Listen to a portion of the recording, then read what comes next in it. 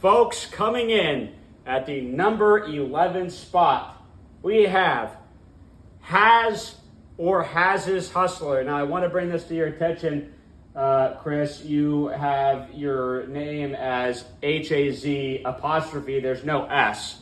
So if you're trying to be Haz's Hustlers, you need to add an S in. That's a total mistake. Otherwise, get rid of the apostrophe. So not really sure exactly what this team name is, but what I am sure of is that I didn't love this draft at all. Okay, there's tiers to this. So we have the bottom three, which is just, to me, really, really terrible. And we've got this next tier from about 11 to 8, which is teams that could be good but have some suspicion. There's question marks. Market analysts are asking lots of questions right now about some of the boomer bust in Chris Hasenheyer's team. Now, when we look at what we like about Has, what are we buying? Well, I'm buying some of these floor plays. I think Jalen Hurts is a big floor play because the guy gets rushing touchdowns like crazy. I like Hurts' rushing and his ability to score a lot of touchdowns every year, so I like that. Also, Amon-Ra. He has got a very high floor to me. This guy's returns have been off the charts. Last year, he was kind of flying under the radar. Well, investors were thrilled. This guy doesn't just give you high returns. This guy's also paying dividends out every week. This guy's doubling down and making things happen. Now, what are we selling for Has?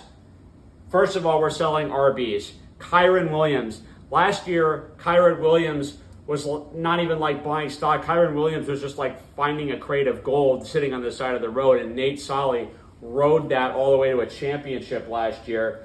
Aaron Jones last year was basically just a complete bust. Aaron Jones was that construction project that you invested in that never got off the ground. It was a total loss, and Sean Bates essentially had a season ruined by Aaron Jones last year. You're taking that risk. You didn't have to pay as high a price for Aaron Jones, but you're still counting on him as your starting lineup. And frankly, I don't think Tyjae Spears is going to come to the rescue.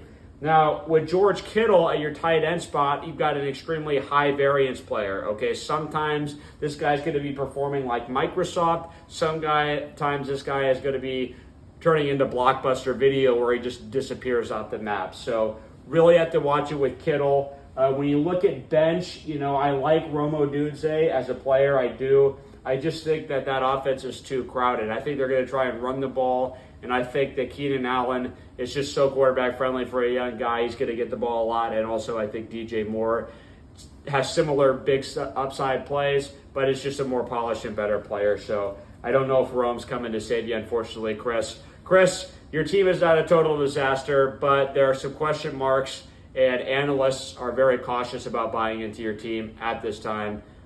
I, of course, being among them. Now, with that being said, we are going to move on, guys. It's time for the top 10 of the power rankings coming up next.